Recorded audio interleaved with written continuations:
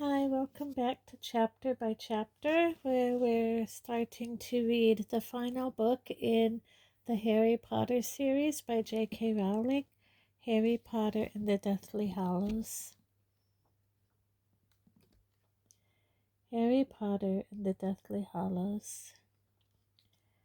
The dedication of this book is split 7 ways: to Neil, to Jessica, to David, to Kenzie, to Di, to Anne, and to you if you have stuck with Harry until the very end.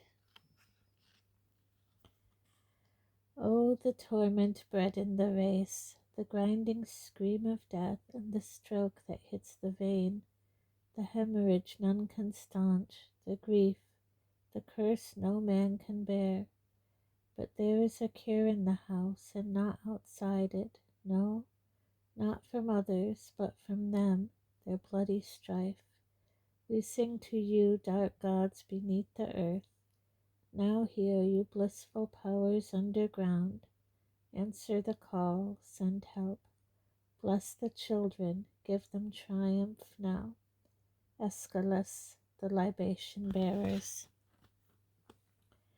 Death is but crossing the world, as friends do the seas. They live in one another still, for they must needs be present that love and live in that which is omnipresent. In this divine glass they see face to face, and their converse is free as well as pure. This is the comfort of friends, that though they may be said to die, yet their friendship and society are, in the best sense, ever present, because immortal. William Penn, More Fruits of Solitude.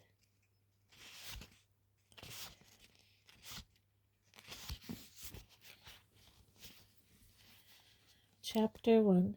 The Dark Lord Ascending. The 2 men appeared out of nowhere, a few yards apart in the narrow moonlit lane. For a second they stood quite still, wands directed at each other's chests. Then, recognizing each other, they stowed their wands beneath their cloaks and started walking briskly in the same direction. "News?" asked the taller of the two. "The best," replied Severus Snape. The lane was bordered on the left by wild, low-growing brambles, on the right by a high, neatly manicured hedge. The men's long cloaks flapped around their ankles as they marched. "Thought I might be late," said Yaxley, his blunt features sliding in and out of sight as the branches of overhanging trees broke the moonlight. "It was a little trickier than I had expected, but I hope you will be satisfied. You sound confident that your reception will be good." Snape nodded, but did not elaborate. They turned right into a wide driveway that led off the lane. The high hedge curved with them, running off into the distance beyond the pair of impressive wrought iron gates barring the men's way.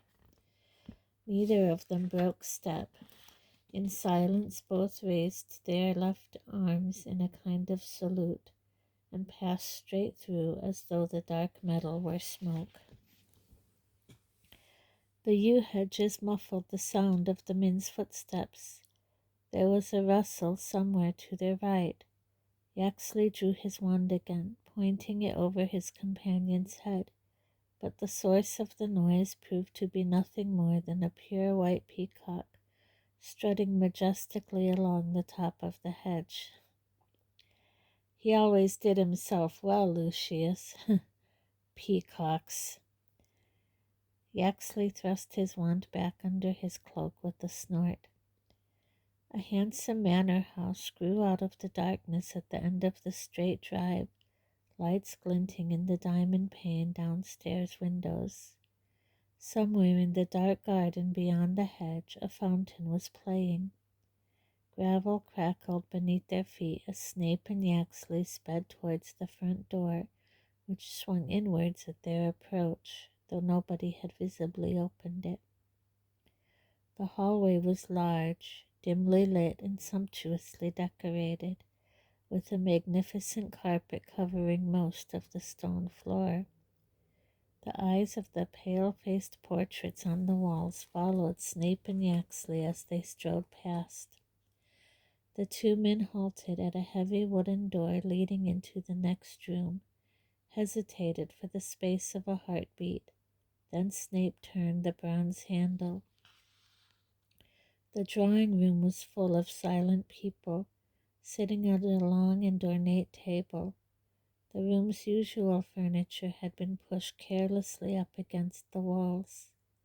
Illumination came from a roaring fire beneath the handsome marble mantelpiece, surmounted by a gilded mirror. Snape and Yaxley lingered for a moment on the threshold. As their eyes grew accustomed to the lack of light, they were drawn upwards to the strangest feature of the scene, an apparently unconscious human figure hanging upside down over the table, revolving slowly as if suspended by an invisible rope, and reflected in the mirror and in the bare polished surface of the table below. None of the people seated underneath the singular sight was looking at it, except for a pale young man sitting almost directly below it. He seemed unable to prevent himself from glancing upwards every minute or so. "Yaxley, Snape," said a high, clear voice from the head of the table. "You are very nearly late."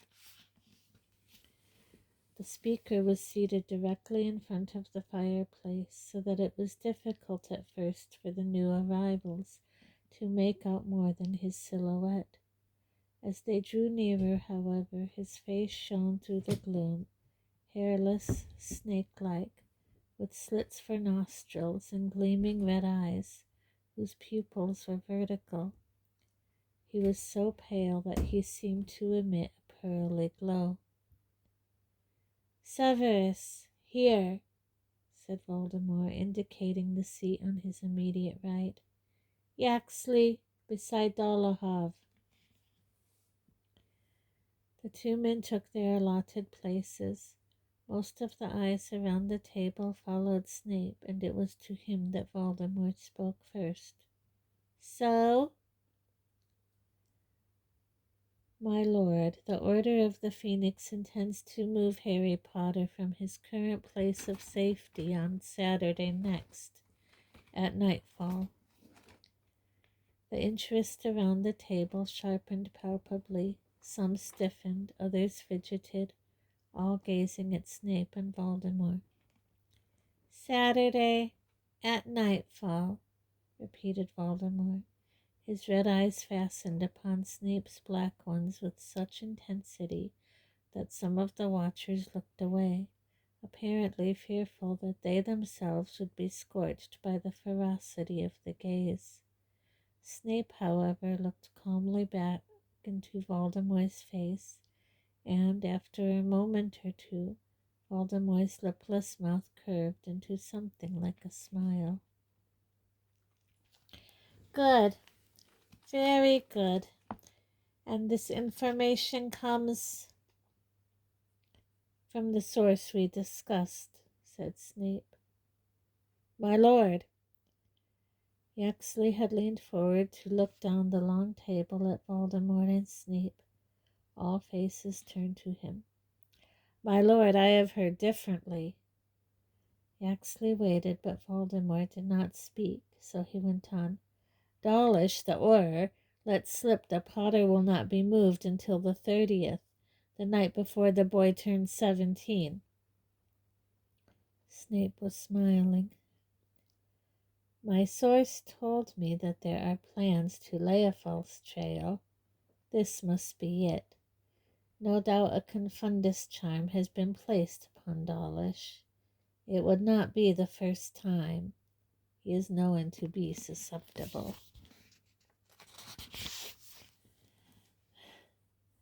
"I assure you, my lord, Dawlish seemed quite certain," said Yaxley. "If he has been confunded, naturally he is certain," said Snape. I assure you, Yaxley, the Order Office will play no further part in the protection of Harry Potter. The Order believes that we have infiltrated the Ministry. The Order's got one thing right then, eh? Said a squat man sitting a short distance from Yaxley. He gave a wheezy giggle that was echoed here and there along the table. Voldemort did not laugh. His gaze had wandered upwards to the body revolving slowly overhead, and he seemed to be lost in thought. My lord, Yaxley went on, Dawlish believes an entire party of Aurors will be used to transfer the boy. Voldemort held up a large white hand, and Yaxley subsided at once, watching resentfully as Voldemort turned back to Snape. Where are they going to hide the boy next? At the home of one of the Order, said Snape. The place, according to the source, has been given every protection that the Order and Ministry together could provide. I think that there is little chance of taking him once he is there, my lord, unless, of course, the Ministry has fallen before next Saturday, which might give us the opportunity to discover and undo enough of the enchantments to break through the rest. Well, Yaxley, Voldemort called down the table, the firelight glinting strangely in his red eyes. Will the Ministry have fallen by next Saturday? Once again all heads turned. Yaxley squared his shoulders. My lord, I have good news on that score. I have, with difficulty and after great effort, succeeded in placing an imperious curse upon pious Thickness. Many of those sitting around Yaxley looked impressed. His neighbor, Dolohov, a man with a long, twisted face, clapped him on the back. It is a start, said Voldemort, but Thickness is only one man. Scrimgeour must be surrounded by our people before I act. One failed attempt on the minister's life will set me back a long way. Yes, my lord, that is true. But you know, as head of the Department of Magical Law Enforcement, Thickness has regular contact, not only with the minister himself, but also with the heads of all the other ministry departments. It will, I think, be easy, now that we have such a high-ranking official under our control, to subjugate the others, and then they can all work together to bring Scrimgeour down. As long as our friend Thickness is not discovered before he has converted the rest, said Voldemort.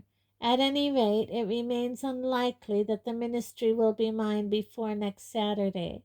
If we cannot touch the boy at his destination, then it must be done while he travels.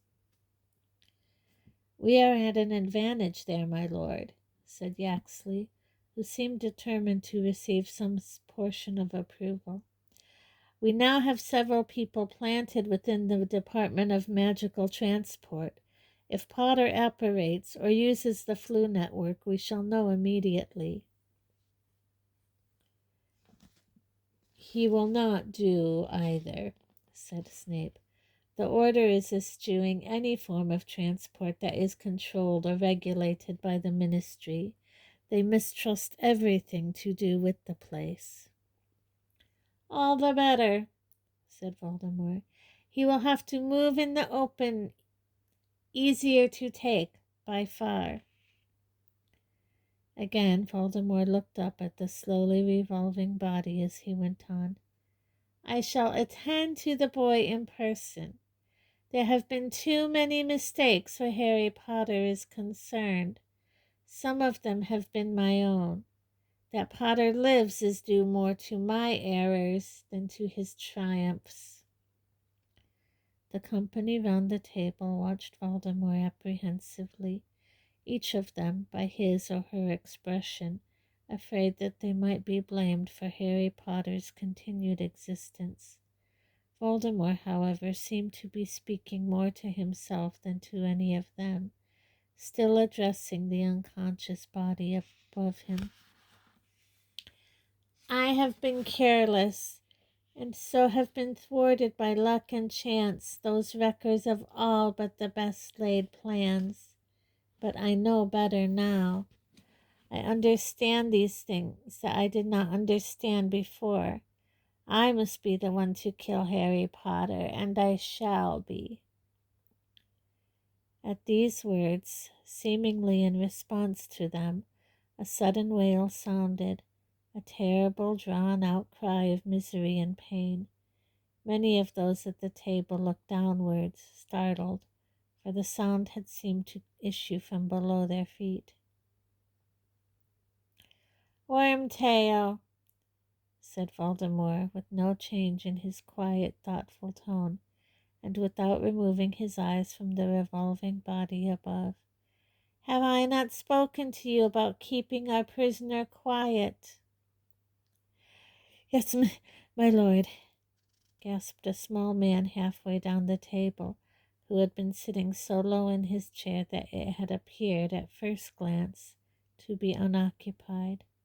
Now he scrambled from his seat and scurried from the room, leaving nothing behind him but a curious gleam of silver. "As I was saying," continued Voldemort, looking again at the tense faces of his followers, "I understand better now. I shall need, for instance, to borrow a wand from one of you before I go to kill Potter." The faces around him displayed nothing but shock. He might have announced that he wanted to borrow one of their arms. "No volunteers," said Voldemort. "Let me see. Lucius, I see no reason for you to have a wand any more." Lucius Malfoy looked up. His skin appeared yellowish and waxy in the firelight, and his eyes were sunken and shadowed.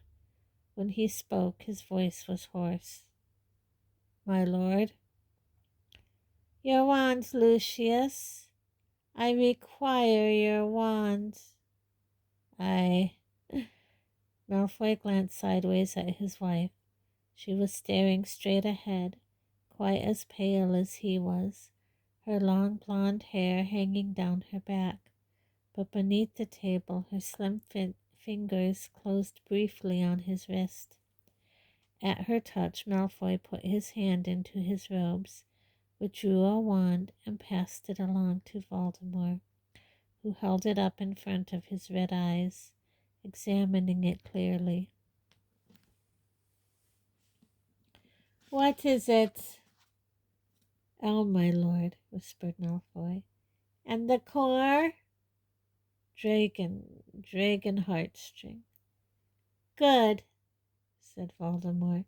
He drew out his own wand and compared the links. Lucius Malfoy made an involuntary movement. For the fraction of a second, it seemed he expected to receive Voldemort's wand in exchange for his own. The gesture was not missed by Voldemort, whose eyes widened maliciously. "Give you my wand, Lucius. My wand." Some of the throng snickered. "I have given you your liberty, Lucius. Is that not enough for you? But I have noticed that you and your family seem less than happy of late. What is it about my presence in your home that displeases you, Lucius?" "No, nothing, my lord." "Such lies, Lucius." The soft voice seemed to hiss on even after the cruel mouth had stopped moving. One or two of the wizards barely repressed a shudder as the hissing grew louder. Something heavy could be heard sliding across the floor beneath the table. The huge snake emerged to climb slowly up Voldemort's chair. It rose, seemingly endlessly, and came to rest across Voldemort's shoulders, its neck the thickness of a man's thigh. its eyes with their vertical slits for pupils unblinking. Voldemort stroked the creature absently with long, thin fingers, still looking at Lucius Malfoy. Why do the Malfoys look so unhappy with their lot? Is my return, my rise to power, not the very thing they profess to desire for so many years? Of course, my lord, said Lucius Malfoy. His hand shook as he wiped sweat from his upper lip. We did desire it. We do. To Malfoy's left, his wife made an odd, stiff nod, her eyes averted from Voldemort and the snake. To his right, his son Draco, who had been gazing up at the inert body overhead, glanced quickly at Voldemort and away again, terrified to make eye contact. My lord, said a dark woman halfway down the table, her voice constricted with emotion. It is an honor to have you here, in our family's house. There can be no higher pleasure. She sat beside her sister, as unlike her in looks, with her dark hair and heavily lidded eyes, as she was in bearing and demeanor. Where Narcissa sat rigid and impassive, Bellatrix leaned towards Voldemort. From your words could not demonstrate her longing for closeness. No higher pleasure, repeated Voldemort, his head tilted a little to one side as he considered Bellatrix. That means a great deal, Bellatrix, from you. Her face flooded with color, her eyes welled with tears of delight. My lord knows I speak nothing but the truth. No higher pleasure, even compared with the happy event that I hear has taken place in your family this week? She stared at him, her lips parted, evidently confused. I don't know what you mean, my lord.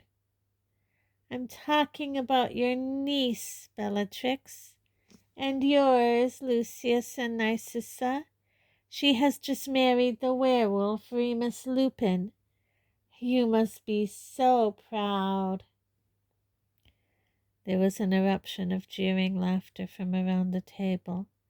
Many leaned forward to exchange gleeful looks. A few thumped the table with their fists. The great snake, disliking the disturbance, opened its mouth wide and hissed angrily, but the Death Eaters did not hear it.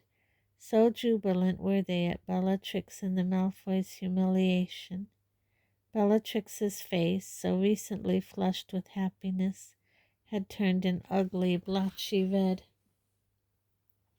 She is no niece of mine, my lord, she cried over the outpouring of mirth. We, Narcissa and I, have never set eyes on our sister since she married the mudblood. This brat has nothing to do with either of us, nor any beast she marries. What say you, Draco? Asked Voldemort, and though his voice was quiet, it carried clearly through the catcalls and jeers. Will you babysit the cubs? The hilarity mounted. Draco Malfoy looked in terror at his father, who was staring down into his own lap, then caught his mother's eye. She shook her head almost imperceptibly, then resumed her own deadpan stare at the opposite wall.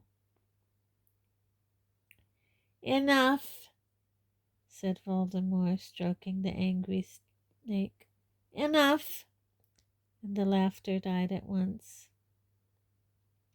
Many of our oldest family trees become a little diseased over time, he said as Bellatrix gazed at him breathless and imploring. You must prune yours, must you not, to keep it healthy? Cut away those parts that threaten the health of the rest? Yes, my lord, whispered Bellatrix, and her eyes swam with tears of gratitude again. At the first chance. You shall have it, said Voldemort, and in your family, so in the world, we shall cut away the canker that infects us until only those of the true blood remain.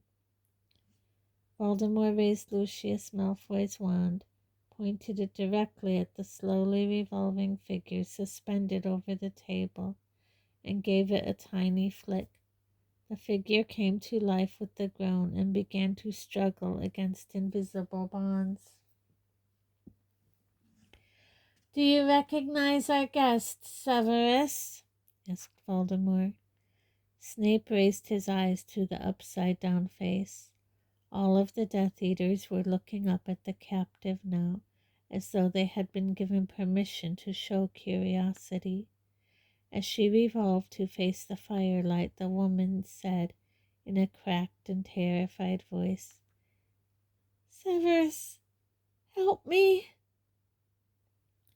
Ah, yes, said Snape as the prisoner turned slowly away again. And you, Draco? Asked Voldemort, stroking the snake's snout with his wand-free hand. Draco shook his head jerkily. Now that the woman had woken, he seemed unable to look at her any more. But you would not have taken her classes, said Voldemort.